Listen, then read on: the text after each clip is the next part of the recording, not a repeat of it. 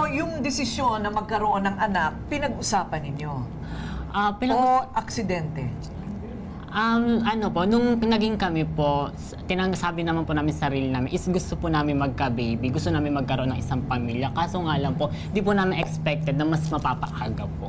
Mapapaaga. Oo, because they're only 19 yes and po. 20. Yes 22. Okay. Nagsasama na kayo. Opo, nagsasama.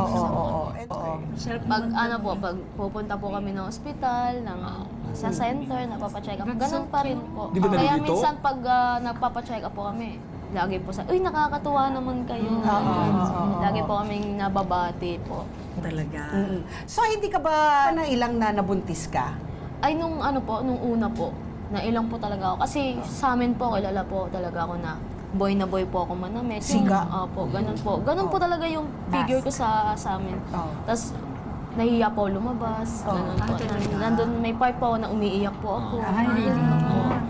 Na-feel mo na girl ka? Opo, tapos iniiyak ko sa kanya na parang, yun pa lang po nag-sing in sa akin na ako nga pala yung magdadala.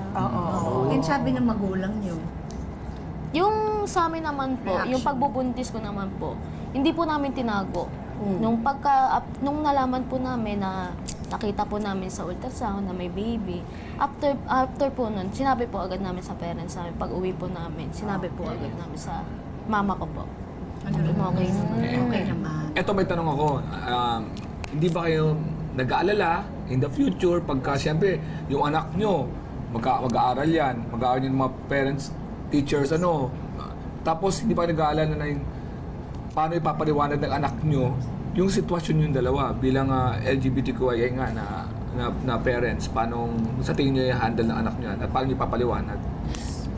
Sa akin naman po, mas madali na po siyang maipapaliwanag sa panahon ngayon kasi po hindi lang naman po sa amin nangyari yung ganito. Marami na po tayo, mas marami pong may mga sikat po na mas kilala po na meron silang anak. Mas madali na pong ipaliwanag. Tsaka nasa magulang din po kung paano po namin ipapaliwanag sa kanya. Ayun. Ikaw naman, handa ka na rin. Yes po, sobrang handa naman po ako. Tapos lang po, siguro, lalaki naman, kasama naman po namin siya lumakas. So, habang lumalaki po siya, mas ipapaliwanag po namin kung ano po yung mama at papa niya. Anong tawag niya sa iyo at anong tawag niya sa iyo? Mama pa rin. Mama sa iyo. That's so cute. How Ikaw, cute. Papa. Parehong mama. Parehong mama. Hindi po. Papa and mama. That's so cute.